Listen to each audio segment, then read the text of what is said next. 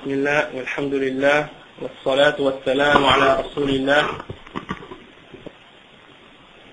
Donc, avant de commencer, je vais expliquer parce que, en fait, le titre de la conférence était le dialogue interculturel et le dialogue vis-à-vis des autres religions aussi.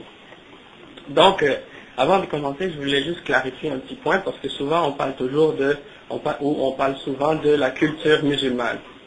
Et puis, il y a une chose que je voulais spécifier, c'est que l'islam, c'est pas une culture, mais c'est une religion. C'est la révélation de Dieu. Donc, c'est sûr que lorsqu'un peuple accepte l'islam, après un certain temps, il adopte les principes et les enseignements de l'islam, et donc, ces principes-là vont devenir une part entière de la coutume ou la culture de ce peuple. Mais c'est évident que dans tout peuple et dans toute culture, il y a des différents courants ou différentes choses qui influencent ces traditions et ces cultures. Parce que dans toute culture, dans tout peuple, il y a du bon et il y a du mauvais. Il y a des bonnes choses et il y a aussi de mauvaises choses. Donc, le rôle de l'islam, en fait, étant donné que c'est pas une culture, mais que c'est une révélation divine, que c'est le message que Dieu a envoyé au messager. Donc, le rôle de l'islam par rapport à la culture ou aux cultures, c'est un rôle d'un filtre, en fait, qui va venir pour distinguer entre ce qui est bon et ce qui est mauvais, et ce qui est pur et ce qui est impur, et pour montrer aux hommes ce qui est la bonne voie pour les guider au droit chemin et les sauver de l'égarement. Donc, si on y pense sincèrement et si on y pense bien, personne n'a choisi sa culture. Personne n'a choisi son lieu de naissance. Personne n'a choisi sa langue. Personne n'a choisi la religion de ses parents. Donc, toutes ces choses sont des choses qui ont été prédéterminées avant même notre naissance et qu'on n'a eu aucun choix dessus. Donc, si par exemple un d'entre nous était né en Chine, dans une famille bouddhiste, probablement, ou dans une famille athée, par exemple, parce qu'on sait là-bas que c'est le communisme qui dirige, donc sûrement qu'on aurait été influencé par notre société, par notre famille. Si on était né en Afrique, dans une famille animiste, qui adore les esprits ou d'autres choses, on aurait eu les croyances de cette société, d'accord? Et étant donné qu'aucun d'entre nous n'a choisi le lieu de sa naissance, et le contexte culturel et social. Donc, on doit tous se poser la question, en fait, à quoi ça, ou pas à quoi ça sert, mais plutôt pourquoi cette chose-là est faite de cette façon. Pourquoi on a tous été mis dans des situations différentes.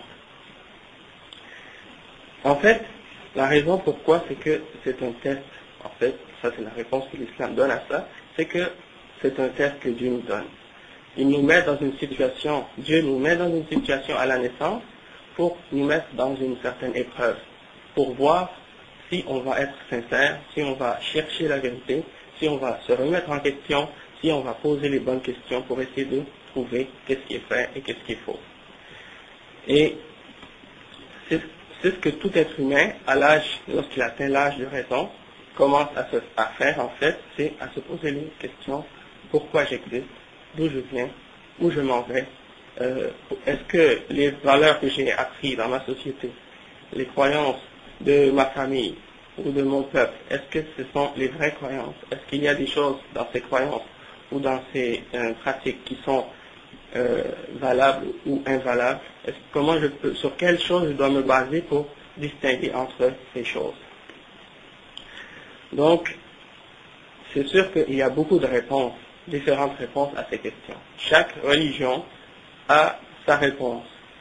Mais étant donné qu'on est dans le contexte islamique et que nous sommes des musulmans ici et qu'on veut vous faire partager notre point de vue, alors on va vous présenter la position de l'islam vis-à-vis toutes ces questions. Et comment nous, les musulmans, on a abordé ce sujet et comment on y répond. Pour essayer de comprendre en fait qu'est-ce qui rend la religion musulmane spéciale, qu'est-ce qui rend la religion musulmane différente de toutes les autres, qu'est-ce qui la rend spécifique et qui la distingue. Donc, j'ai préparé quelques points, qui sont des points assez fondamentaux, qui sont des critères de distinction, et je vais vous les présenter un par un en résumé pour vous donner une petite idée seulement de qu'est-ce qui fait la spécificité de l'islam. Premièrement, le nom de la religion, c'est l'islam. Et l'islam, qu'est-ce que ça signifie? Ça signifie la soumission à la volonté de Dieu. D'accord? Donc, le principe de se soumettre à Dieu est à la base même de cette religion. Ce nom n'est pas un nom qui a été inventé par des fidèles ou des gens qui ont suivi cette religion. Mais c'est le nom que Dieu lui-même a choisi pour ceux qui le suivent. Dieu dit dans le Coran, dans le livre que nous les musulmans, on croit comme étant la dernière révélation que Dieu a fait à l'humanité, Dieu dit « Inna ad-dina inda Allah al-Islam ». La religion que Dieu a choisie, c'est l'islam. Donc, le nom lui-même, il est très clairement exprimé et expliqué et utilisé dans le Coran. Si on compare ça avec, par exemple, d'autres croyances ou d'autres systèmes de religion, souvent le nom se réfère ou tourne autour du fondateur de cette religion. Par exemple, dans le christianisme, on sait que ça tourne autour de la personne du Christ. C'est pas Jésus lui-même qui a nommé cette religion-là par ce nom-là. Jésus n'a jamais dit, par exemple, je suis un chrétien et soyez des chrétiens. Il a dit, croyez en Dieu et obéissez à ses lois. Et c'est ça le principe de la religion de Jésus, en fait. Le mot chrétien est un nom qui est venu après, bien longtemps après Jésus, et qui a été donné par d'autres personnes que les chrétiens. C'est un nom qu'on leur a donné, par exemple, pour les distinguer. Mais ce n'était pas eux-mêmes qui l'ont choisi, mais avec le temps, ça a été accepté et ils l'ont utilisé comme étant leur propre nom. Si on compare ça aussi avec, par exemple, le judaïsme, c'est le nom d'une tribu. D'accord? Donc c'est le nom qui tourne autour de la tribu de Juda. Si on compare ça avec l'hindouisme, eh bien c'est une partie du monde. C'est une rivière en Inde. Et puis à partir de ce nom-là, on a tiré le nom de la religion qui est en fait une série, une multitude de différentes croyances et de multiples nombres de dieux, mais tout ça, ils ont toutes des caractéristiques qui les met ensemble et qui fait on appelle ces croyances l'hindouisme.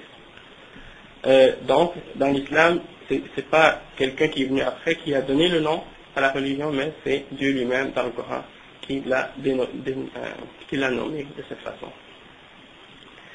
Et quand on dit par exemple que l'islam signifie la soumission, eh bien ça nous fait comprendre aussi que tout ce qui existe dans l'univers est soumis à Dieu.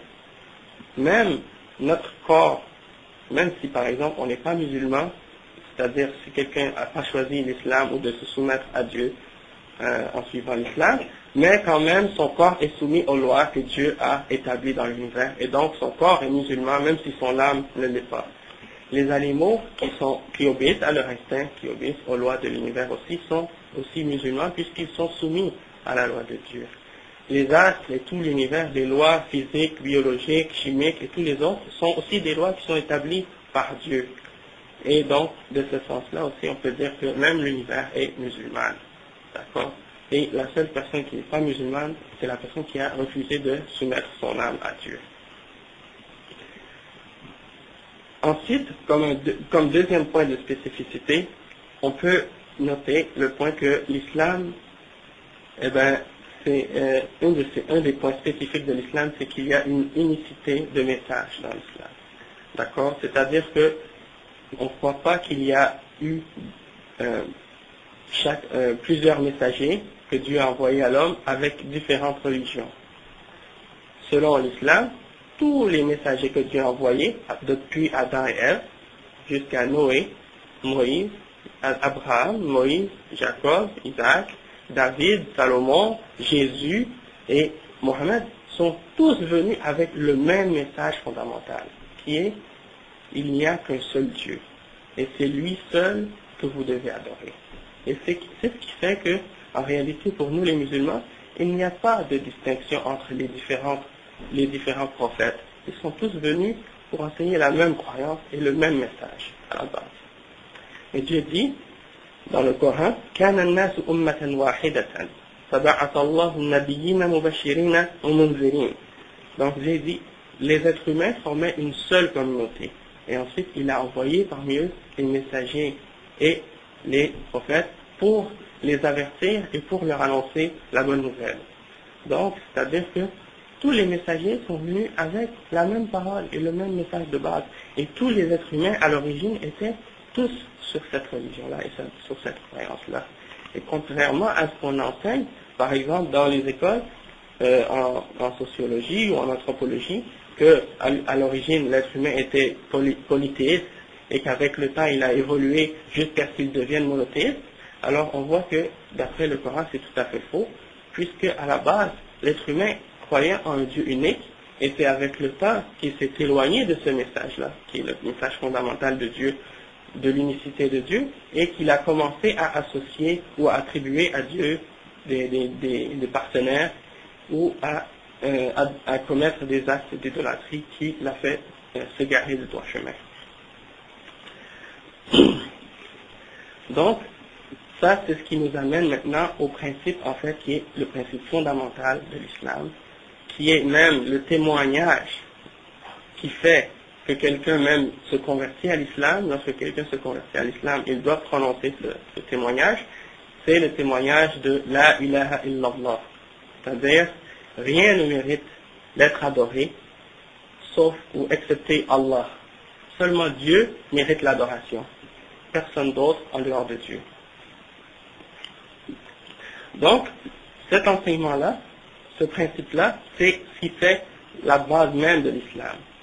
Toutes les autres choses que les musulmans pratiquent, que ce soit la prière, le jeûne, le hajj, le pèlerinage à la Mecque ou la zakat, de payer une partie de notre argent pour les pauvres, toutes ces choses-là sont faites uniquement en référence au principe qui est le principe fondamental que rien ne doit être adoré excepté Dieu. Si une personne faisait la prière, faisait le jeûne ou tout autre acte d'adoration islamique, sans respecter ce principe-là, qui est le principe fondamental, alors toutes ces œuvres n'auraient aucune valeur pour Dieu. Puisque l'idolâtrie, selon l'islam, annule toutes les bonnes actions que quelqu'un peut faire. Et il y a 3 conditions dans l'islam pour que quelqu'un soit considéré comme un monothéiste. C'est-à-dire pour être considéré comme quelqu'un qui a vraiment cru en l'unicité de Dieu. Et ces 3 principes-là, c'est premièrement de croire que c'est seulement Dieu qui est le maître, créateur, et qui donne la subsistance à l'univers et à tout ce qui est créé. C'est seulement lui qui a tout créé, qui est maître de tout et qui contrôle tout. Personne d'autre avec lui. Ça, c'est le premier principe. Le deuxième principe, c'est qu'il ne faut pas donner à Dieu des attributs de sa création. Et il ne faut pas donner à la création ou à la créature des attributs divins. Et ça, c'est ce qui nous fait comprendre que, par exemple, on ne peut pas décrire un être humain en lui donnant des attributs divins. Si on faisait ça, ça veut dire qu'on a mis quelqu'un au même niveau, un être humain au même niveau que Dieu. Si par exemple je vous disais que je suis infaillible, que je suis omnipotent, que je vois tout, que j'entends tout, que je sais tout, alors ce serait vraiment un blasphème. Si je prétendais ici être Dieu, ou d'avoir le pouvoir de tout savoir ce qui est dans vos cœurs maintenant, j'aurais certainement fait un blasphème envers Dieu. Et vous pourriez facilement me prouver que ce que je dis est faux, simplement en me dictant ou en me citant mes attributs humains qui font que je ne peux pas être divin. Par exemple, le fait que je dois manger, je dois boire, je dois dormir. Toutes ces choses-là font que je ne peux pas être Dieu, je ne peux pas être celui qui a tout créé l'univers. Je mange, je dors, je vais aux toilettes. Toutes ces choses-là ne peuvent pas être faites par l'être suprême. Donc c'est des choses qui nous font croire qu'on ne peut pas adorer autre que le créateur de l'univers. Je ne peux pas adorer une pierre, puisque la pierre, elle n'a pas créé l'univers. Elle ne m'a pas créé moi, ni le monde entier. Donc, seulement le créateur mérite l'adoration. Et c'est ça la troisième condition, c'est que lorsque tu as cru que seul Dieu est le créateur et que c'est lui seul qui a les attributs de perfection, alors automatiquement, tu dois vouer tout ton culte d'adoration uniquement à ce Dieu-là et à personne d'autre. Tu ne peux pas demander l'intercession de passer dans ton adoration pour adorer Dieu par un être humain ou par un saint ou par une idole ou par une image, mais tu dois demander à Dieu directement, sans passer par aucune forme d'intermédiaire ou de demander à Jésus ou à Marie ou à Saint Joseph ou à la Sainte Vierge ou à quiconque autre. Parce que seul Dieu a le pouvoir de répondre à tes prières. C'est lui seul qui peut répondre à tes prières. Et si quelqu'un est mort dans sa tombe, il n'a pas le pouvoir non plus de t'entendre et de te répondre. C'est seulement le Créateur de l'univers qui peut faire ça. Et ça, c'est le message fondamental de l'islam.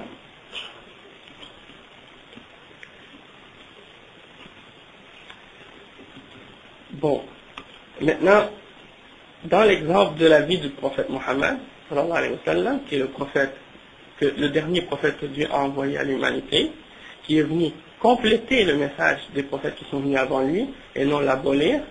Alors, dans sa vie, on voit l'exemple du combat de l'idolâtrie et de la destruction des idoles.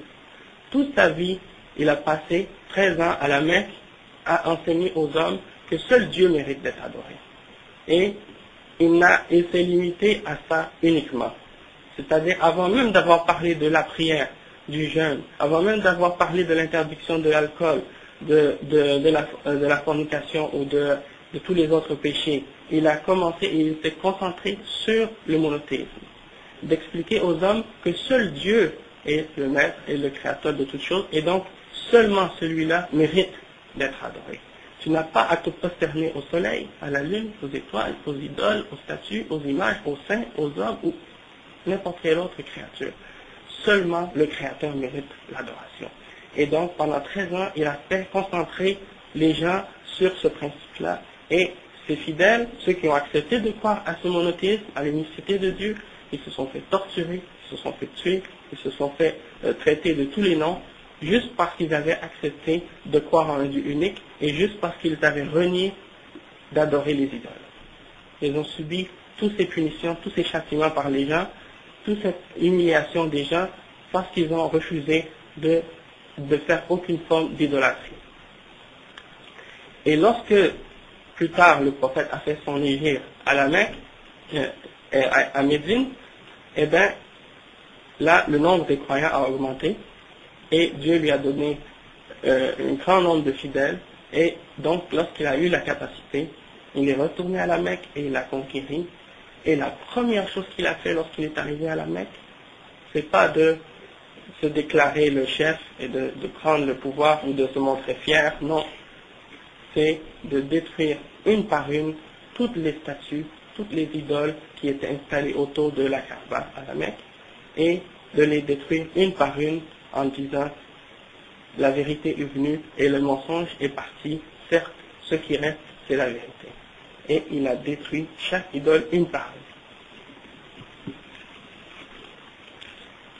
Une autre spécificité de l'islam, après avoir compris maintenant que l'islam enseigne le monothéisme et l'unicité de Dieu, c'est de comprendre que l'islam est une religion universelle. Elle n'est pas limitée à un peuple, elle n'est pas limitée à une race, elle n'est pas limitée à une couleur, elle n'est pas limitée à une classe sociale. C'est une religion qui est ouverte et qui appelle toutes les cultures et toute l'humanité entière à se soumettre à Dieu. Et dans la pratique et dans la réalité, depuis même le temps du prophète lui-même, paix et salut sur lui, on a vu parmi même ses compagnons des gens de toutes les origines et de toutes les couleurs et de toutes les classes sociales. Des gens qui étaient, avant d'être musulmans, des esclaves noirs d'Afrique, se sont convertis à l'islam et ont accepté de croire en l'unicité de Dieu, et Dieu les a élevés, et après la mort du prophète, ils étaient parmi les plus grands compagnons, les plus grands savants, et ils avaient souvent des postes, soit de juges ou de dirigeants dans certains endroits de l'empire de l'islam. Pourquoi? Parce qu'ils avaient acquis un niveau de connaissance et de science, et à cause de cette science qu'ils ont acquis du Coran et des paroles du prophète, Dieu les a élevés et il les a anoblis. Parce que l'islam anoblit les gens. La connaissance anoblit les gens. Et donc, il n'y a pas de distinction entre une classe sociale par rapport à une autre. Par exemple, Bilal, qui était cet esclave dont j'ai parlé, il était esclave avant l'islam, et lorsqu'il s'est converti, et lorsqu'il a accepté de croire en l'islam, et lorsqu'il a subi beaucoup de tortures au nom de Dieu, alors après ça, Dieu l'a élevé, et il s'est marié, et il a épousé une musulmane qui faisait partie de la noblesse des Arabes à cette époque, de la tribu de Quraysh. Donc on voit que avec l'islam, les différences sociales sont complètement abolies et sont complètement détruites parce que l'islam vient mettre tous les croyants à un piédestal ou à un pied d'égalité. Il n'y a plus de distinction, de privilège pour une classe par rapport à une autre.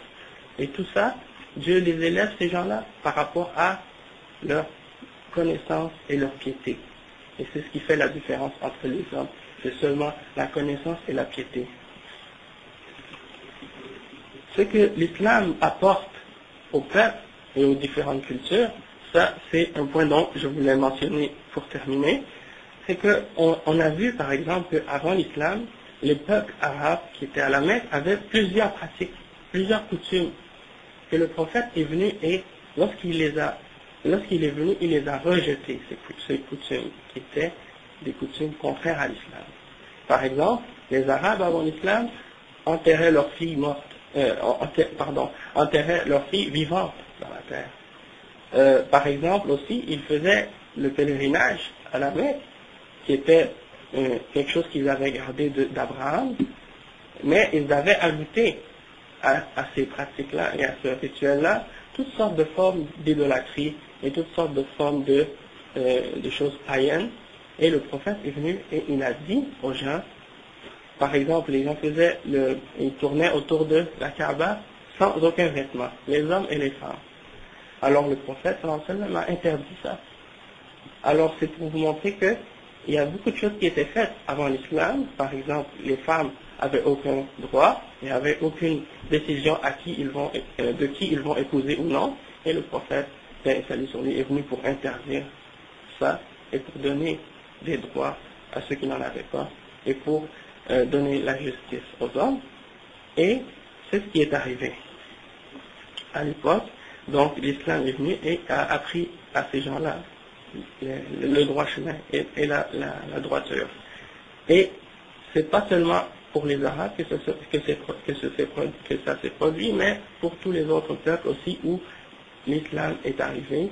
Lorsque l'islam s'est propagé à travers le monde, les peuples dans ces différents pays-là avaient des coutumes et des pratiques qui étaient contraires à l'islam. Et lorsqu'ils se sont convertis, ils ont adapté, ils ont changé ces choses-là. Ils ont rejeté ce qui était contraire à l'islam et ils ont accepté les valeurs ou les principes moraux de l'islam.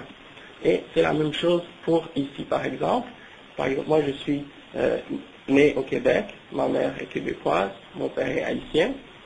Dans notre famille et dans la société ici, il y a beaucoup de choses qui sont acceptées et qui sont complètement contraires à l'islam. Mais lorsqu'on accepte l'islam, on rejette toutes ces formes de péché que Dieu a interdit. Et c'est ce qui fait que l'islam est un filtre pour toutes les cultures, pour tous les peuples. Et c'est ce qui fait que l'islam amène toutes les nationalités, parce que maintenant aujourd'hui, on parle au Québec de multiculturalisme, mais dans l'islam, le multiculturalisme a toujours existé, depuis l'origine. Et c'est pas quelque chose de nouveau. Avant même que le pays Québec ou la province du Québec existe, avant même que Jacques Cartier avait découvert le Canada, eh bien, le multiculturalisme, il existait déjà dans l'islam.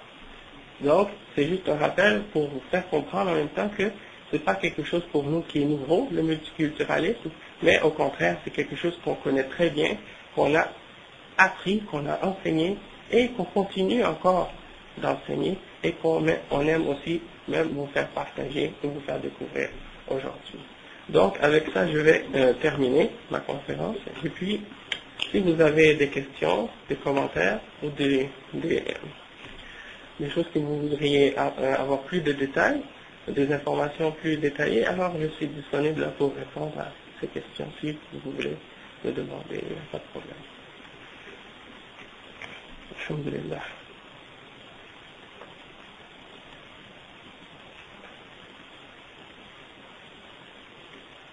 Personne a des questions? Oui, pas de problème. Je vous remercie beaucoup, c'est très intéressant. D'accord. Comment voyez-vous les gestes des kamikazes actuellement? Ces personnes qui se donnent la mort pour une cause? Oui. Vous les voyez-vous comme des martyrs? Les voyez-vous comme des fanatiques? Comment les voyez-vous? Ok. Mais moi j'ai mon opinion là-dessus. Ben, c'est peut-être pas tout le monde parmi les musulmans qui vont être d'accord avec moi.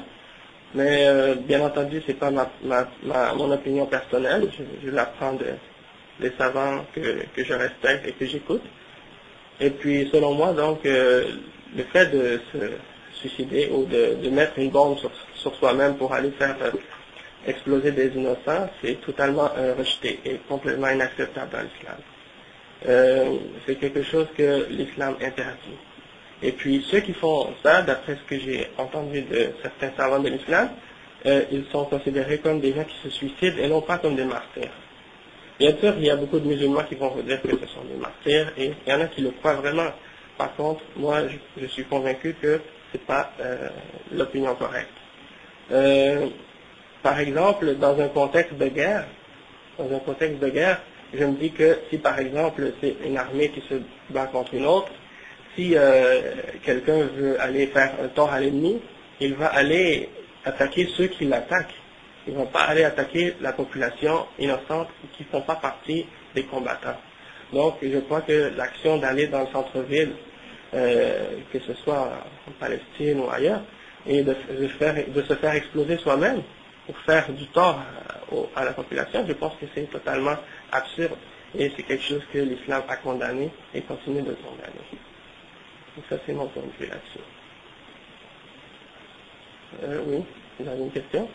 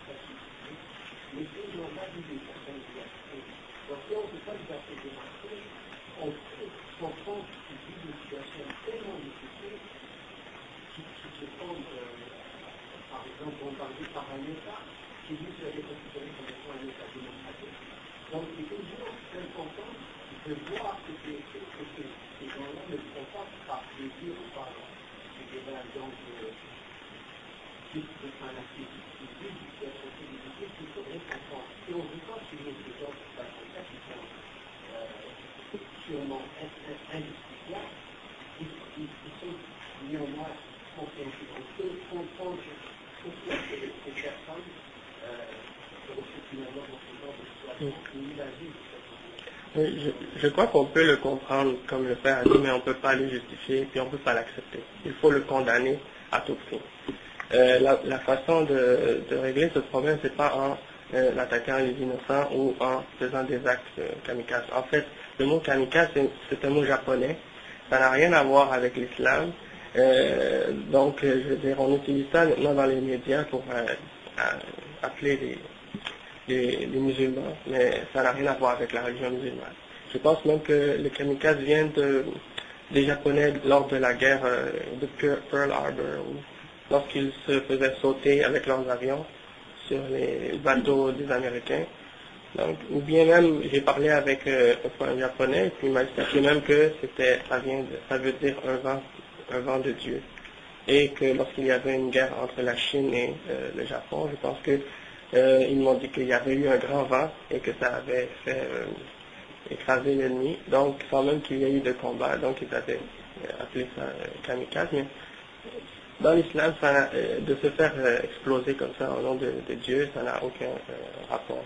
Pour les actes de terrorisme, c'est la même chose.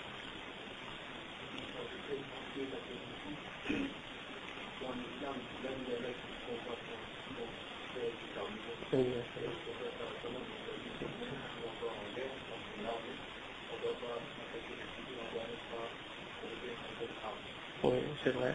Il y a des règles, on n'a pas le droit de faire mal à une femme ou un enfant ou une personne âgée,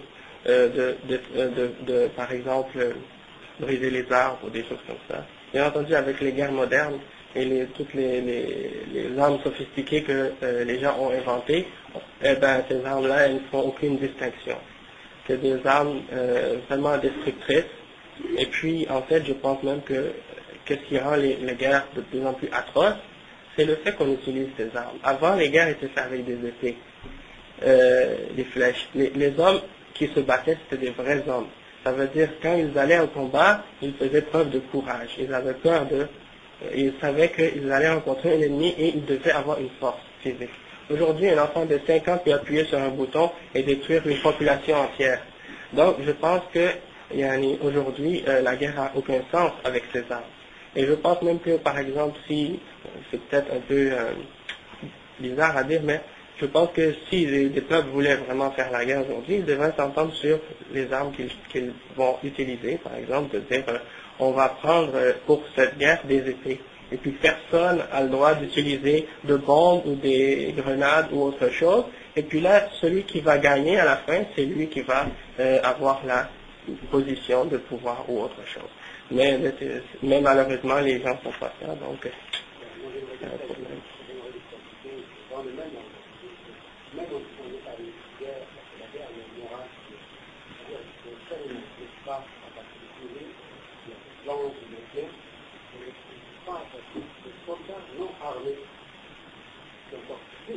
Ouais, on peut les prendre en prison, on peut les prendre prisonniers ou des choses comme ça, sans les tuer inutilement. Parce que le but de... ok, je vais vous laisser.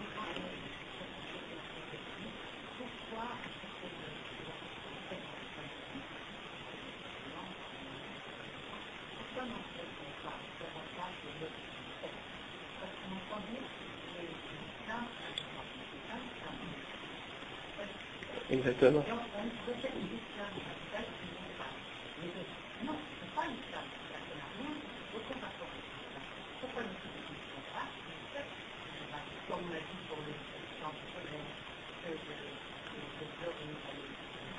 Oui. Je pense que vous avez raison.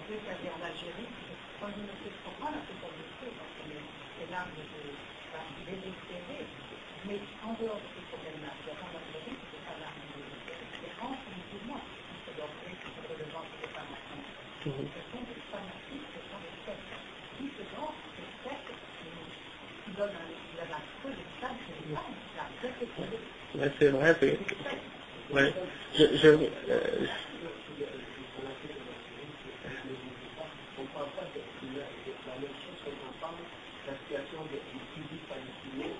Oui. Abdelaziz, pardon. Inch'Allah, je vais expliquer, tu pourras faire un commentaire par la suite, mais je voudrais juste faire un petit commentaire là-dessus, c'est que c'est vrai que, comme la dame a mentionné, qu'on ne parle pas souvent des sectes. On ne dit jamais les sectes. Pourquoi? Parce que, premièrement, bon, nous les musulmans, on aime montrer qu'on est unis. Et qu'on est, par exemple, tous pareils. Mais c'est faux. Parce que c'est vrai qu'il y a des sectes parmi les musulmans. À travers l'histoire, il y a eu des gens qui se sont déviés du message du Coran et du message du prophète, de la Sunna. Et donc, c'est pour ça qu'entre les musulmans, il y a, c'est effectivement vrai, des sectes. Et même la première des sectes qui s'est divisée du corps des musulmans, c'était la secte des Khawarij. Et cette secte, les Khawarij, une de leurs caractéristiques, c'est justement qu'ils tuent toute personne qu'ils voient en train de commettre un péché. D'accord? Parce que pour eux, c'est considéré un acte de mécréance de commettre un péché.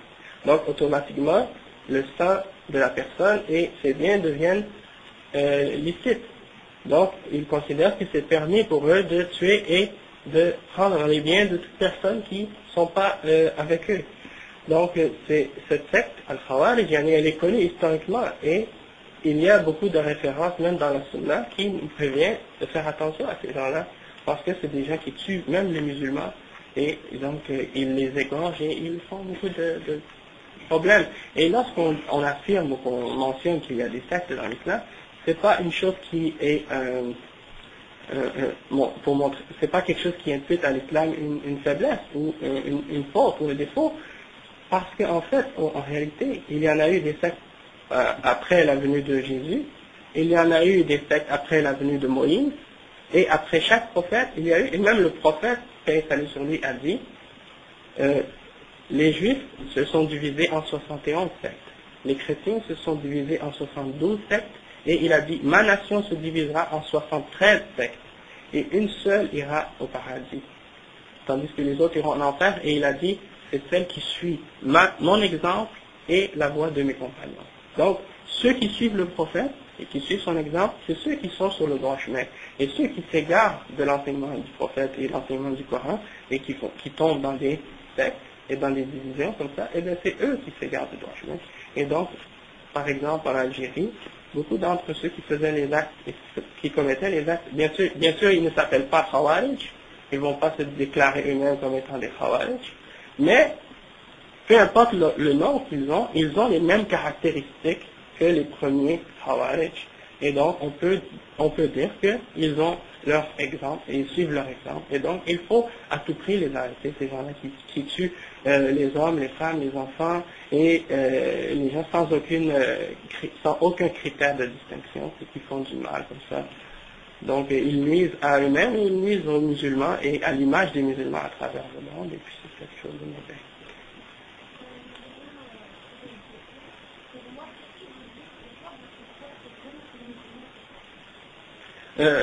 Ça c'est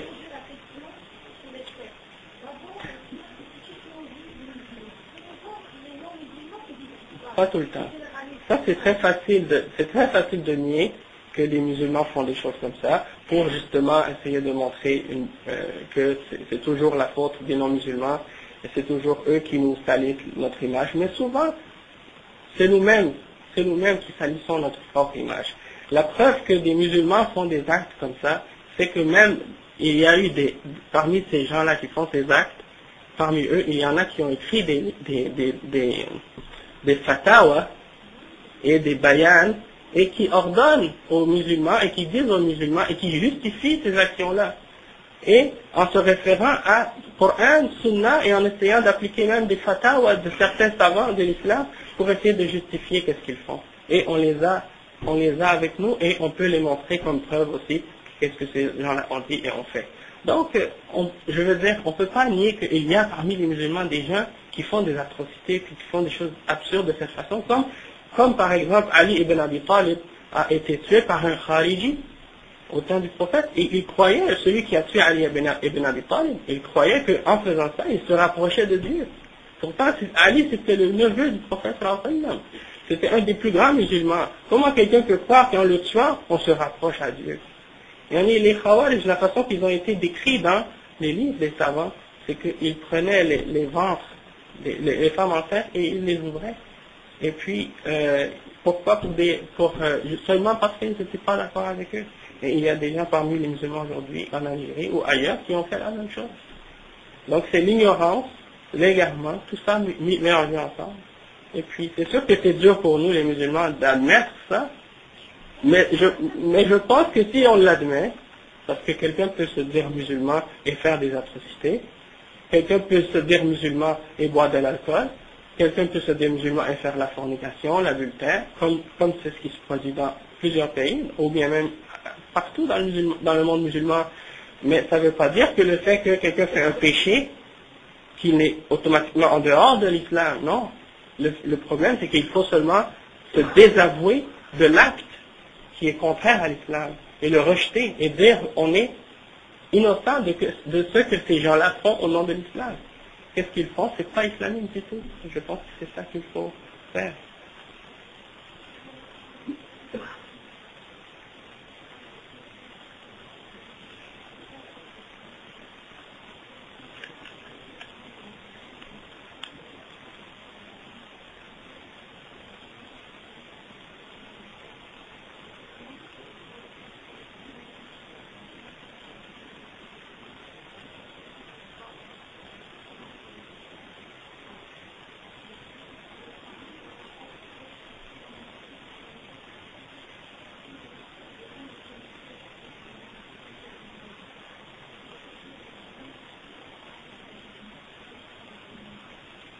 Exactement.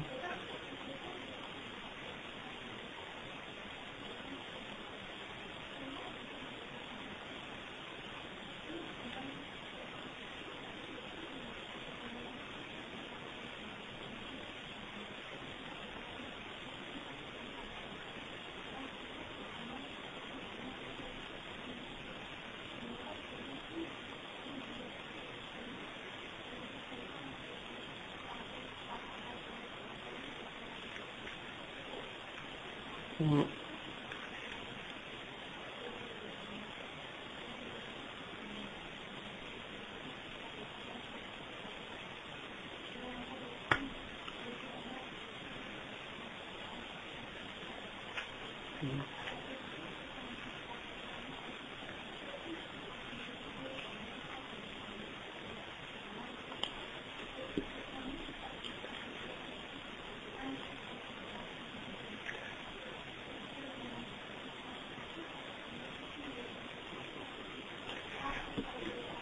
Yani, je comprends votre point de vue, mais de toute façon, comme j'ai dit avant même de répondre, c'est pas tout le monde qui est d'accord avec moi sur mon point de vue. Ça c'est le point de vue que je défends il y a des savants qui l'ont dit et moi, d'après ce que j'ai compris, ce que j'ai lu, c'est le point de vue le plus valable.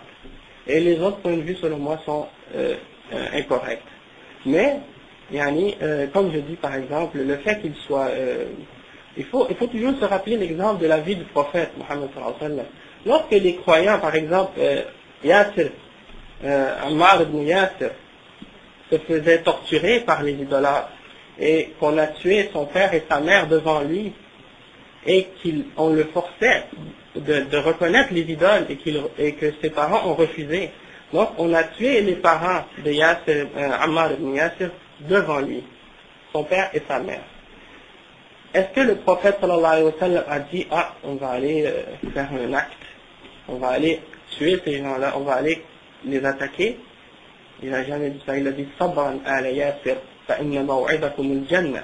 Il a dit soyez patients et endurants, la famille de Yasir, parce que vous allez avoir la récompense du paradis. Il n'a pas préparé un commando spécial pour aller attaquer les idolâtres pour sauver Ammar ibn Yasir et sa famille. Pourquoi? Parce que le prophète sallallahu alayhi wa sallam sait très bien qu'il est dans une position de faiblesse. Il n'a pas la force nécessaire pour opposer ces gens-là qui sont bien armés et qui sont en plus grand nombre. S'ils font un acte pareil, ils risquent de se faire exterminer jusqu'au dernier. Donc, Dieu, par sa sagesse, a fait révéler à son messager de ne pas attaquer et de ne faire aucun acte de violence. Parce que ce serait, et de se soumettre par sagesse. Et les compagnons avaient bien compris ça. Et lorsque les musulmans ont acquis une force, un pouvoir, à Médine, après qu'ils étaient en grand nombre et qu'ils avaient une force militaire, ils sont allés à la Mecque et ils ont détruit les idoles. Mais pas avant. Donc il ne faut pas sauter les étapes de vouloir faire des actes comme par exemple en Palestine. Lorsque un Palestinien se fait sauter au centre-ville de Tel Aviv ou ailleurs, eh bien, le lendemain, les Israéliens vont dans toutes les maisons, dans tous les quartiers, et détruisent des quartiers entiers, et ils attrapent les gens qu'ils soupçonnent, et ils les exterminent. Et donc, tous les efforts qui ont été faits par ces gens-là, ils sont détruits en une journée ou deux. Donc, est-ce que ça c'est de la sagesse? Est-ce que ça c'est de la logique? Est-ce que ça c'est de la raison? Oui, est-ce que c'est ça que l'islam nous demande de faire, d'aller de se mettre sous l'épée pour se faire égorger soi-même? Non. Et le but du djihad, quand on parle du djihad, par exemple le combat pour la cause de Dieu, c'est pas d'aller se faire tuer. Le prophète sallallahu alayhi wa sallam a fait le djihad, les compagnons ont fait le djihad, ils ne sont pas tous morts dans la guerre. Ils allaient au djihad, ils revenaient, ils étaient vivants. Leur but c'était pas seulement de dire bon je vais aller mourir. Pas du tout. Non. Ce que je dis, ça ne veut pas dire d'accepter l'injustice ou de rester les bras croisés. Ça veut dire de faire ce qu'on doit faire et ce qu'on a à faire jusqu'à ce qu'on arrive à avoir la capacité de faire quelque chose de vraiment qui va valoir la peine. Mais là, d'aller se faire exploser ou de se faire tuer, est-ce que ça va nous ramener qu'est-ce qu'on a perdu? Pas du tout. Et ça, c'est pas de la sagesse. Mais je ne dis pas de rester croisé comme ça, rien faire, non. Au contraire, agir. Premièrement, obéir à Allah et au messager, de suivre l'exemple du prophète, sallallahu alayhi wa sallam. Est-ce que les prières, par exemple, en Palestine, par les Palestiniens, est-ce que les Palestiniens prient 5 fois par jour? Est-ce qu'ils suivent l'exemple de la voie du prophète Mohammed sallallahu alayhi wa sallam? Est-ce qu'ils sont des bons croyants? Est-ce qu'ils respectent les lois d'Allah? Si on regarde notre état, comment nous on est envers Dieu. Si on est sincère envers Dieu, alors là on va voir par exemple que Dieu va nous remettre victorieux. Mais si on n'est pas sincère envers Dieu et qu'on ne respecte pas la volonté divine, alors peu importe qu'est-ce qu'on fait, amener toute la Miami, on se met tous une bombe sur nous et puis qu'est-ce que ça va changer? Demain, qu'est-ce que ça va changer? Rien. On va tous être morts et puis ouais, le qiyamah va venir, le jugement dernier va arriver, c'est tout. Oui. Ouais.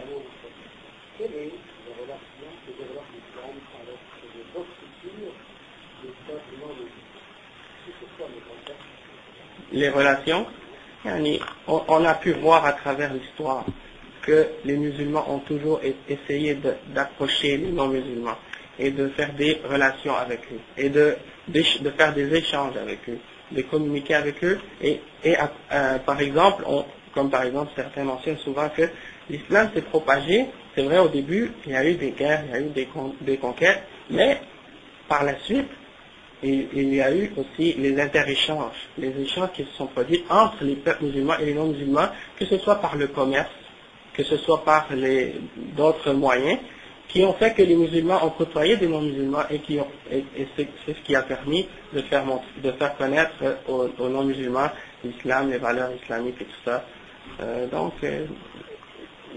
Comme on peut voir même ici au Québec maintenant, la présence musulmane elle est remarquée, elle est remarquable. Il y a des bons échanges entre les musulmans. Je pense par contre que les musulmans doivent faire plus d'efforts pour être des bons exemples de musulmans et de bien connaître leur religion pour être capable de bien la présenter. Et je pense que si on fait ça sincèrement, ça va éliminer beaucoup de nos frictions qui existent entre nous. Comme vous voyez, je pense qu'il y a plus d'opposition de la part des musulmans à ce que je dis que de la part des non-musulmans. Et donc ça montre les conflits qui existent dans notre communauté, à l'intérieur d'elle-même. Et donc c'est pour ça que je pense que je veux dire, c'est ça, il faut juste éduquer et étudier plus.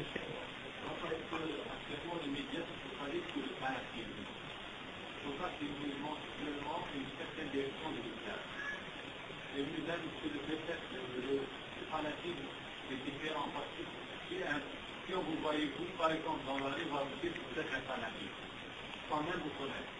C'est ça le problème. Ouais. Les médias actuellement, les médias occidentaux donnent directement un pas du chrétien et les directions ils disent un fanatique. Ouais. Parce que le problème, c'est qu'il y a aussi des fanatiques d'ailleurs.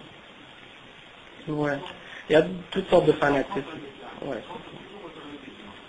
Il faut avoir une critique dans les médias. Ouais. Pour montrer le vrai visage de l'islam.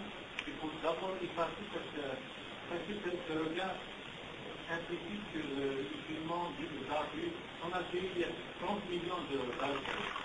Et le nombre de combattants intégrés, qui sont même à l'époque, en 1994, en 1994, ils étaient 4 000. 4 000, c'est 30 millions d'Algériens. Actuellement, on les compte de 280. Dans le monde de après 280, c'est 30 millions. Et quand on aborde l'Algérie, on aborde le fanatisme. Moi, je suis dans toutes les périodes de puissance qui en Algérie. Non. Quand on en parle avec un étranger, on croit que l'Algérie, c'est un bourbier de fanatisme. Alors que il n'y a pas de doute de ce que vous dites, mais je pense qu'il est temps pour les musulmans de comprendre le rôle des médias. Les médias ne vont jamais vouloir montrer un bon exemple de l'islam, jamais. Et ils ne voudront jamais non plus faire de la promotion pour la religion musulmane. Il est temps de comprendre que ils ont un rôle, ils ont un travail à faire. Il y a des propriétaires qui possèdent ces journaux, ces radios, ces télévisions, et ils ont des buts, ils veulent faire de l'argent. C'est un commerce, les médias, c'est une chose commerciale, c'est pour faire de l'argent. Donc on utilise tous les moyens pour transmettre toutes sortes d'informations. Parfois c'est des bonnes informations, parfois c'est des informations incorrectes, mais je veux dire, il faut arrêter de se baser sur qu'est-ce que les médias la façon que les médias nous montrent aux gens, et je pense qu'il faut essayer d'utiliser ça à notre faveur, c'est-à-dire de profiter de la désinformation pour faire de l'information. On profite des mensonges qui sont propagés par les médias pour nous montrer et remettre la bonne image en place. Lorsqu'on rencontre une personne qui n'est pas musulmane, et puis qu'on lui explique la réalité de l'islam, eh bien, quand on lui explique comme il faut, je pense qu'il ne peut pas y avoir une meilleure façon de remettre les choses en place que, par exemple, de juste critiquer les médias. Et les médias, ils vont toujours faire ce qu'ils vont faire. Wa alaykum salam.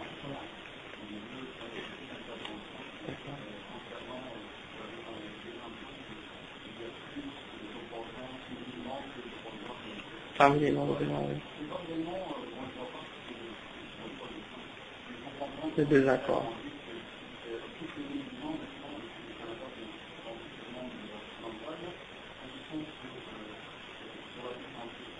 Ouais.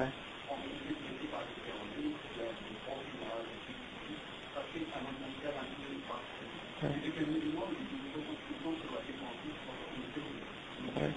Mais je pense, ouais.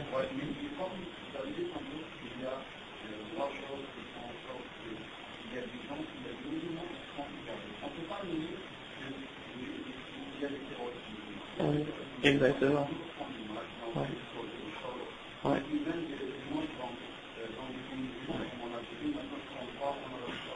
Ouais. Exactement.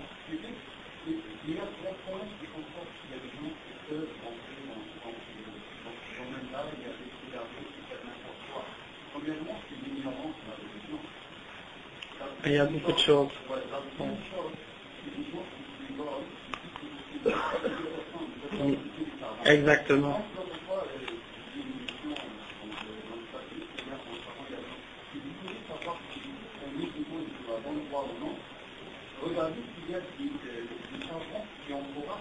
Exactement. Ouais. Exactement. Ouais.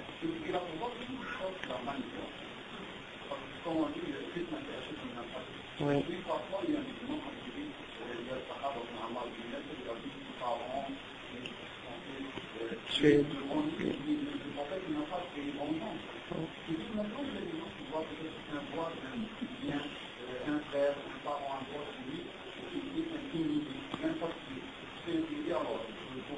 Oui.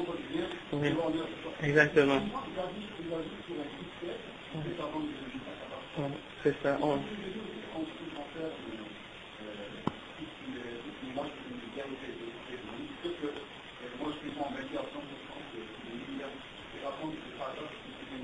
Exactement.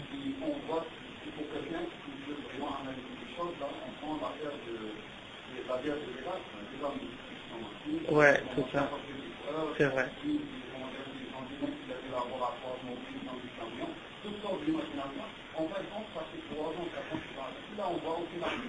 Exactement.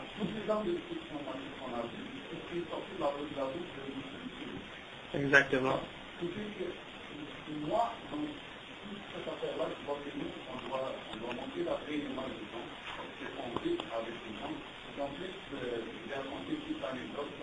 Parfois, les gens font des choses pour faire du mal à la religion musulmane, dans le fond, tout le monde fait en veut à la religion musulmane, mais ça donne un résultat contraire.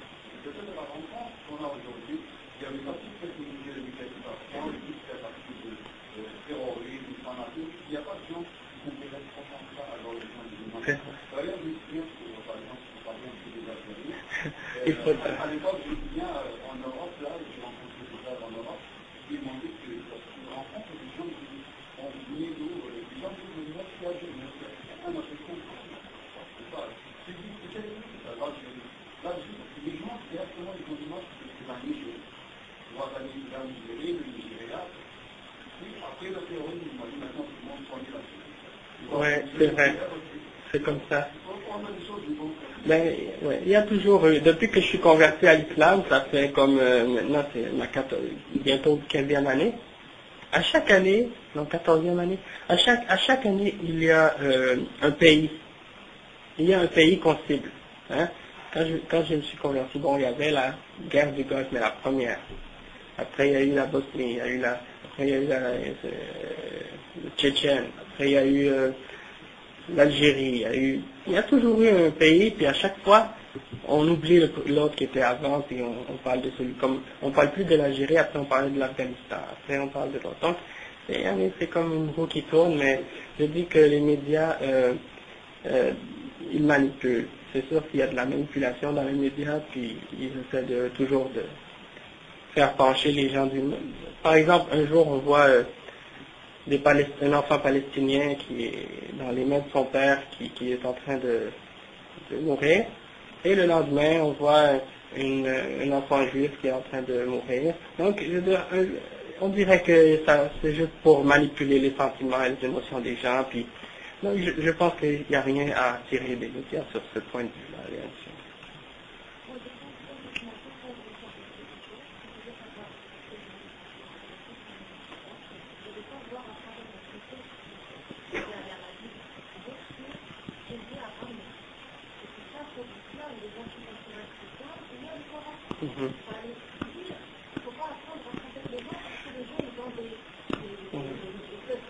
Oui.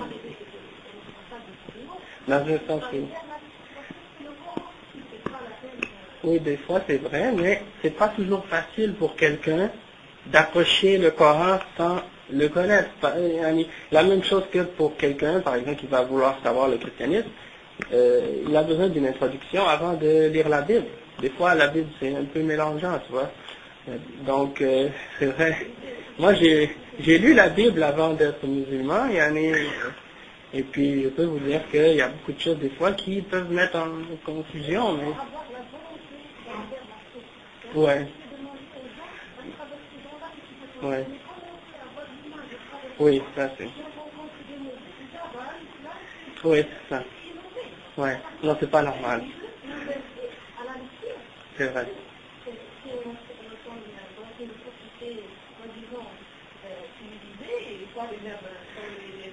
Mais les gens vont toujours prendre ce qui fait leur affaire.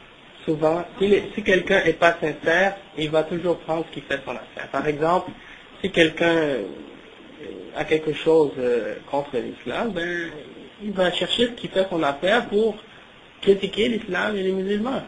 Il va voir les musulmans font ci, font ça, oh, vous faites ci, oh, vous faites ça, vous faites ci, vous faites ça. Oui, mais c'est sûr, il n'y a personne parfait. On n'est pas des anges qui marchent sur la terre. Sauf que, il y a des principes, il y a des croyances qu'on accepte, qu'on croit, qu'on défend. Et s'il y a une contradiction entre ces principes-là et nous, eh bien, c'est pas nous. Nous, on est à blâmer, c'est pas l'islam. Vous comprenez? Donc, c'est ça. Est-ce qu'il y avait une question? Oui, d'accord.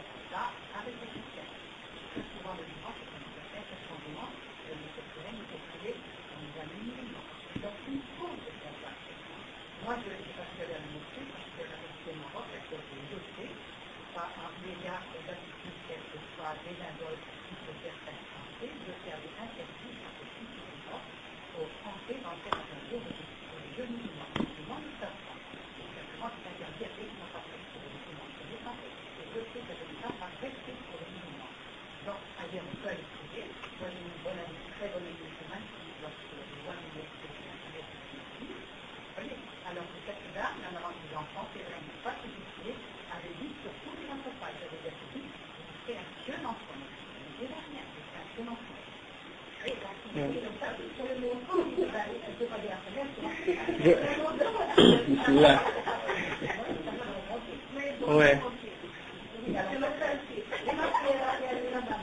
Ouais, on comprend. Attendez. Il y a juste un point, par exemple. C'est sûr que, par exemple, ça dépend, de toute façon, ça dépend. Nous, les musulmans, on a un principe, comme on a expliqué tout à l'heure, à propos de l'unicité de Dieu et à propos du monothéisme.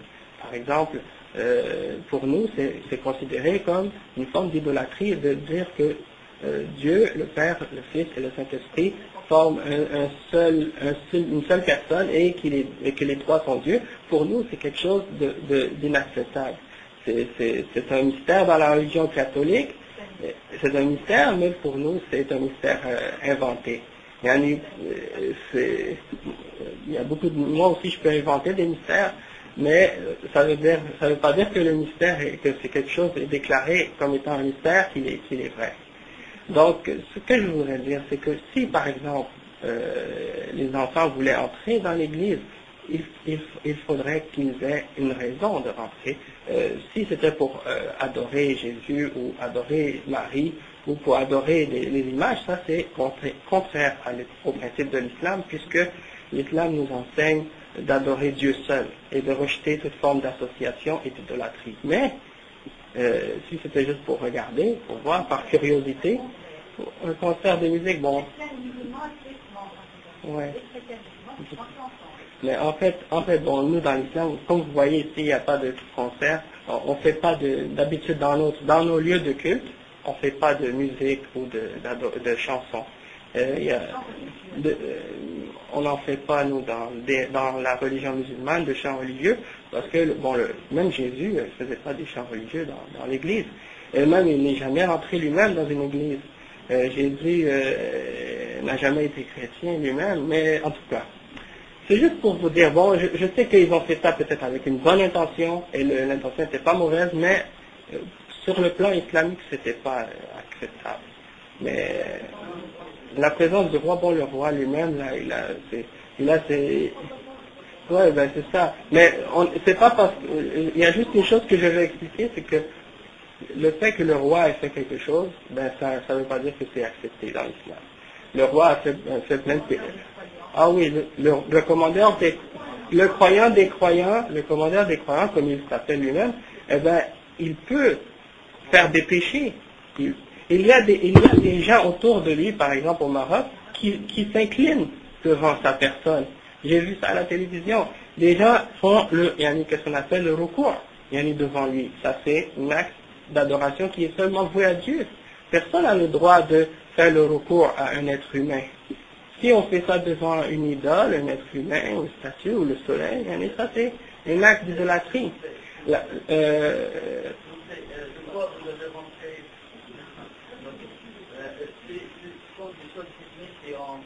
C'est pas ça, c'est le fondement même de l'islam.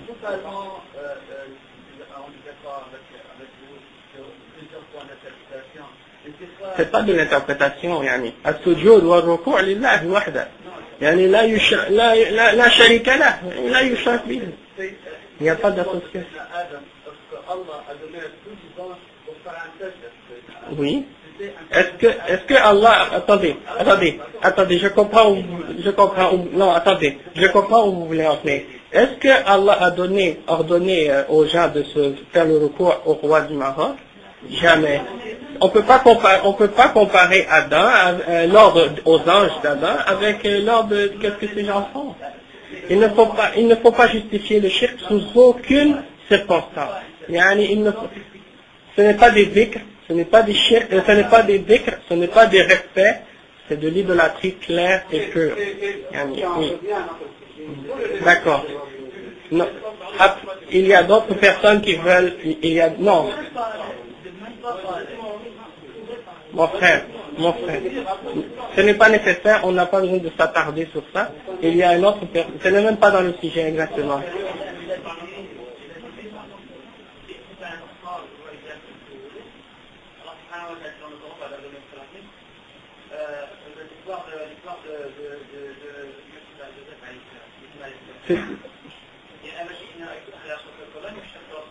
Oui, attendez,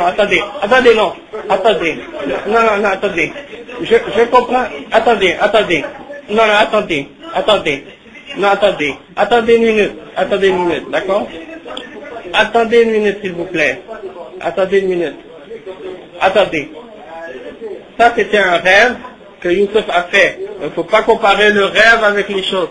Attendez, il y a juste une chose que je vais expliquer. D'accord? Attendez. On ne va pas s'écarter. Je sais que ici, il y a des gens qui ont d'autres tendances. D'accord? Et puis, moi, je suis contre ces tendances. Mais je vais vous expliquer une chose. Attendez. D'accord, on n'a pas besoin de s'attarder. D'accord? On est là pour une raison ici. C'était pour présenter l'islam aux non-musulmans. Maintenant, attendez. Maintenant, vous pouvez faire des commentaires, mais pas des conférences, d'accord? Après. Parce que la dame, attendez.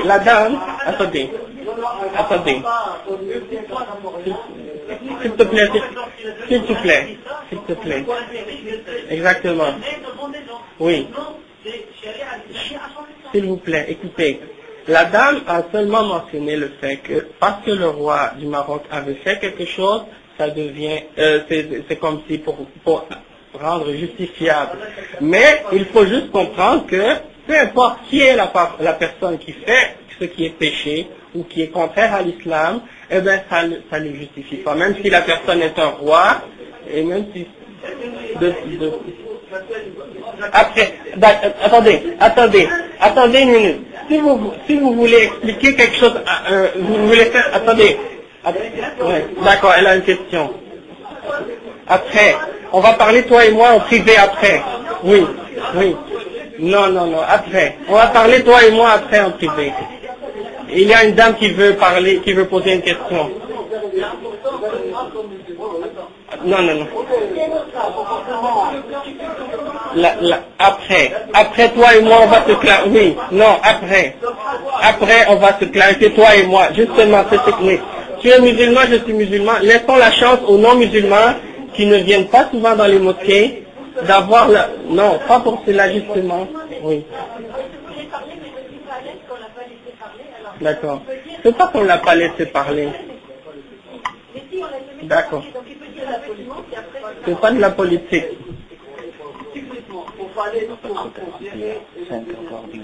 Ok. D'accord. Qu'est-ce que tu veux dire? Non. D'accord, je vais le laisser. Ok. Je te laisse parler. Il y a une responsabilité comme un conférencier qui va représenter l'islam. Pour cela, il faut éviter les sujets d'interprétation, que tu sais qu'il y a une interprétation. Attends. Il y a des sujets qui sont très sensibles, il ne faut pas que tu généralises et dis c'est l'islam. Il faut que tu essaies d'éviter.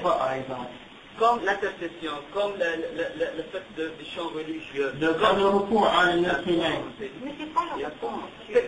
Essaye de comprendre que n'essaie pas d'amener les discussions sur des points techniques qui ne concernent.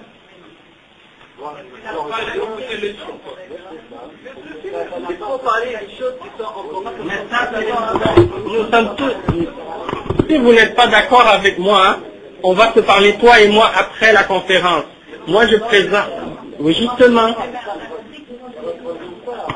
Exactement. Si vous pensez que c'est permis de faire des recours à des êtres humains et de demander l'intercession des morts, c'est votre interprétation, mais elle est fausse.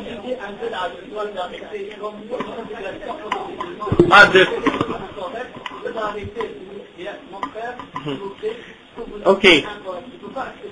Est-ce que de prendre des intercesseurs avec Allah, non, ça c'est la base de l'islam, mon frère. Si par exemple, là, les chrétiens ici, regarde, les chrétiens, d'accord, ça c'est la sagesse.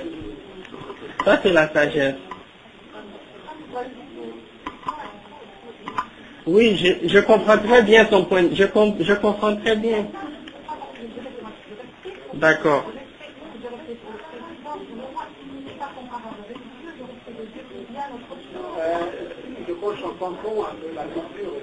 Oui, exactement. Quand Oui, quand la culture commence à dicter ou à imposer à la religion des choses, ça c'est une erreur. Il ne faut pas que la culture vienne en contradiction avec la religion. Si la culture vient en contradiction avec les principes de l'islam, on doit rejeter cet aspect de la culture qui est contraire à l'islam. Comme au Maroc, par exemple, qu'est-ce que le roi fait dans certaines occasions qui sont contraires à l'islam? De rentrer dans une église pour prier. Regardez. Non, ce n'est pas. Seulement pour 2 personnes d'entre nous. D'accord, allez-y. Moi, si un musulman vient prier, que ce soit dans une église, comme ça s'était à l'Inde avec le pape et tout ça, je ne crois pas du tout que le musulman est en train de prier Jésus ou Marie, ou je crois que je sais bien que le musulman continue à adorer son Dieu unique. Donc, c'est pas parce qu'il prie à côté de moi qu'on va rentrer dans une église que je veux dire, il se convertit au christianisme et que vous pourriez dire, il a fait non, ça n'a rien à voir. Je comprends ce que vous voulez dire. Donc, moi, en tout cas, du point de vue chrétien, c'est important pour le dialogue, donc je dirais, mais venez dans les églises, venez dans les et tout, pour qu'on se connaisse. Moi, je suis reconnaissante que vous expliquiez qu'on vienne dans une mosquée, des choses. Oui. Et donc, je dirais, pour le dialogue, il faut qu'on se connaisse, sinon on parle toujours avec des on. D'accord. Je dirais, venez dans les églises, venez voir ce qu'il fait, et je ne dirais pas du tout, ils sont en train de venir chrétiens. Regardez, madame. Je vais vous expliquer, d'accord? Lorsque, par exemple, vous venez dans une mosquée, il n'y a pas de crucifix, il n'y a pas d'image d'être humain, il n'y a pas aucun signe de représentation. Donc, ici, vous pouvez prier Dieu seul, Dieu le Père. C'est lui le vrai Dieu, parce que Dieu, bon, il n'a pas d'enfant, il n'a pas de femme, il ne fait pas des relations avec des femmes pour faire des bébés. Donc, étant donné qu'il n'a pas d'enfant, donc il est unique. Dieu, c'est un Dieu unique. Quand vous venez ici, il n'y a aucune croix, aucune représentation, aucune image. On ne va pas mettre la photo de Mohammed, sallallahu alayhi wa sallam. Ici, on n'a pas le droit de lui demander quoi que ce soit. C'est seulement à Dieu, si on a quelque chose à demander, qu'on demande. Si on va à l'église, d'accord, c'est sûr qu'un musulman va s'asseoir dans l'église, par exemple, puis il va prier Dieu, lui, il va prier Dieu seul. Il ne va pas vouloir prier Jésus ou la statue, le crucifix ou les images des différents saints qui sont affichés sur les murs. Je sais, j'ai fait ma première communion, j'ai fait ma confirmation. Donc je connais très bien ces choses-là. Je suis rentré dans des églises quand j'étais tout petit, des centaines et des centaines de fois avec ma mère et ma grand-mère, alors à Saint-Joseph et à différentes autres églises.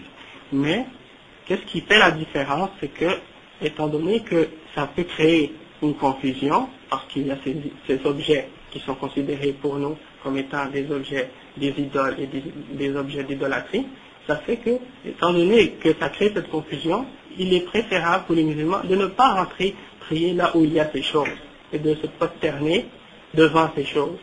Vous comprenez? Parce que nous, on prie, les musulmans, on prie, on se prosterne, on s'incline.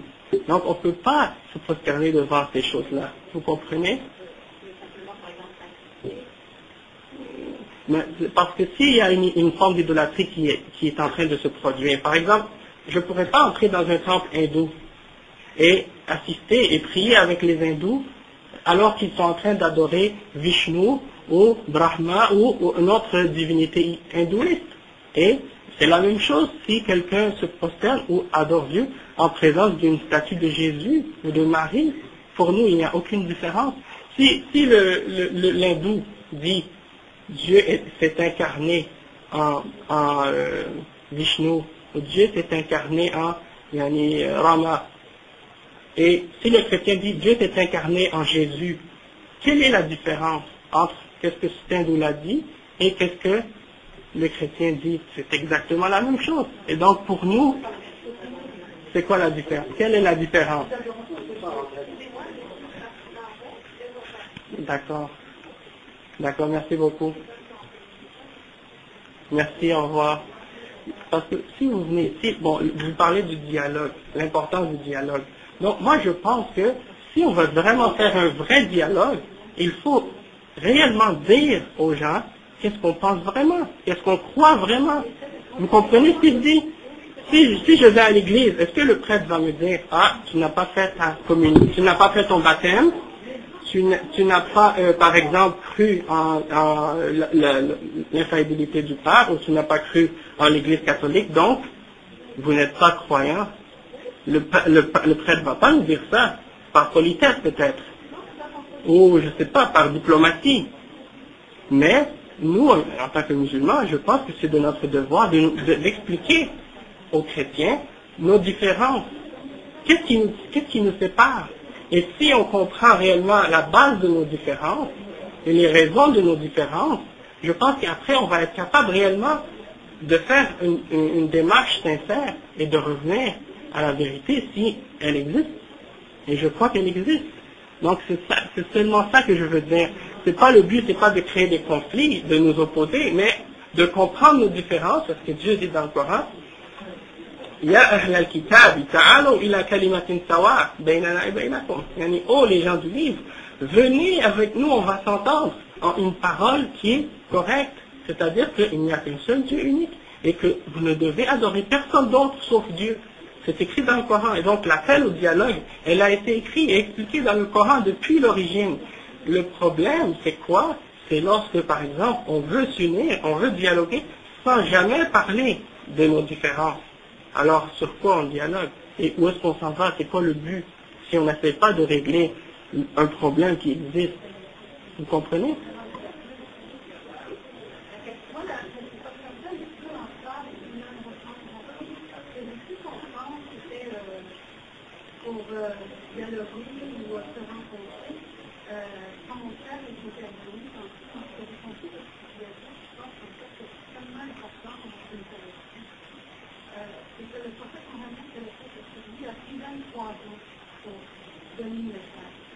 C'est pas quelque chose qui vous est arrivé un jour et qui pense qu'il serait dans la responsabilité. C'est pas quelque chose où on arrive un jour et on le dit avec des gens musulmans, on parle avec des gens musulmans, et on pense que c'est quelque chose qui se passe là-dessus, et on dit c'est ci, c'est ça. Et c'est pas comme ça que le prophète Mohammed, c'est la chose et c'est notre exemple, en fait, a approché les gens. Et 23 ans de travail, ou pendant je ne sais pas combien de temps, parce qu'on peut rentrer dans des détails, c'est notre judiciaire, que les gens pouvaient prendre de l'alcool, par exemple, jusqu'à un certain moment donné, puis de d'autres informations.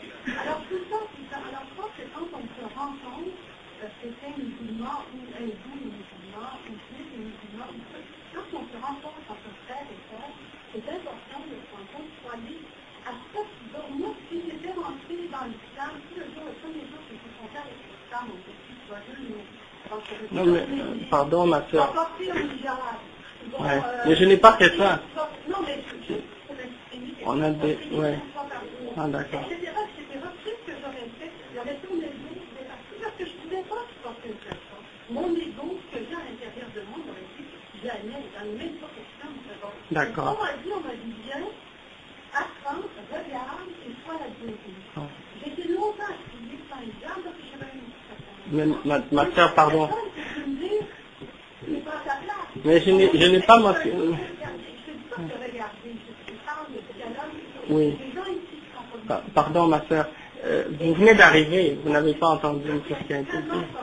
C'est ce 23 ans-là, à mon avis, entre nous, même si on devait approcher la résidence, Jésus, c'est la même chose. Jésus a marché aussi, a été renié par tout le monde avant que son message puisse se rendre. Pourquoi? Parce que Jésus d'amour, c'est une grande compassion, et ça prend un certain temps, parce qu'à l'intérieur de lui, on a quelque chose qui ne veut rien savoir, ni de la religion, ni des prophètes, ni de combattre les égaux, ni d'avoir une bonne esprit dans la vie. Alors, je pense que c'est vraiment important, je ne sais pas ce que je dis avant, mais c'est ce que j'ai l'air de dire maintenant, que quand on se rend compte, on est vraiment à un niveau de tolérance, on dit, elle rentre à l'église, elle rentre de l'hiver. Le musulman chante, elle rentre de l'hiver. Et un jour, petit à petit, peut-être pendant une fois, peut-être pendant toute une vie, ou à un moment donné, on peut pas poursuivre. Cela ne me convient plus. J'ai une autre attitude dans ce sujet. Mais en attendant... Dieu guide qui il veut. Dieu guide qui il veut. C'est Dieu qui guide qui il veut. Moi, je suis une promesse complètement Ma sœur, tu n'as pas à t'en faire, Inch'Allah. Je sais très bien ces choses, alhamdulillah, de rien. Non, ça va. Alhamdulillah. Ma mère, elle est québécoise, elle s'est convertie, ma sœur s'est convertie, ma tante s'est convertie, ses 2 filles se sont converties, tous mes amis se sont convertis à l'islam après moi. Donc, je pense que je connais le contexte de la société québécoise très bien. Donc, mon but, c'est pas d'imposer à personne. J'ai pas essayé de dire à personne ici qui ne sont pas musulmans de leur imposer quoi que ce soit, mais seulement de leur faire face au questionnement de l'islam, aux principes de l'islam, pour qu'ils soient capables, par la suite, par leur réflexion, par leur conscience, de se poser les questions et d'essayer d'analyser est-ce que ces réponses-là ne sont pas valables ou non selon eux. Ça, c'est votre travail à vous de conscience lorsque vous retournez dans vos demeures et que vous réfléchissez entre vous et votre créateur, de vous poser ces questions et d'analyser les choses telles qu'elles sont pour voir est-ce qu'il n'y a pas quelque chose de raisonnable là-dedans. Ensuite de ça, c'est Dieu qui guide. À la fin, c'est pas moi, c'est pas personne d'autre ici qui a la clé des cœurs, c'est seulement Dieu. C'est lui seul qui a le pouvoir et qui a le contrôle sur les cœurs. Donc c'est tout ce que je peux dire. Je pense qu'on peut terminer maintenant ici. Ouais. On va terminer maintenant, puis donc ça m'a fait plaisir de vous rencontrer. Je m'excuse si j'ai choqué ou offensé quelques personnes par mes propos, parce que bon, bien entendu, pas tout le monde est d'accord, mais je pense que justement ça nous montre que si on veut vraiment être unis, on doit mettre le doigt là où ça fait mal des fois. Puis on arrive peut-être à réaliser qu'on n'est pas si unis que ça, puis qu'on doit résoudre nos problèmes entre nous en premier avant d'aller aux autres et puis de vouloir les amener au droit chemin. Je pense que ça c'est important de comprendre. Si vous avez une question encore, vous aviez élevé le doigt une fois, mais je ne me souviens plus. Ah d'accord. Les GIA, d'accord, oui. D'accord. Parfait. Oui, ok, je vous remercie d'être aujourd'hui ici. Puis, encore une fois, je m'excuse pour si je vous ai offensé en quoi que ce soit de mes propos. Puis, en tout cas, j'espère que vous avez eu une bonne expérience ici. Et puis que vous allez revenir une autre fois, Inch'Allah. Alhamdulillah.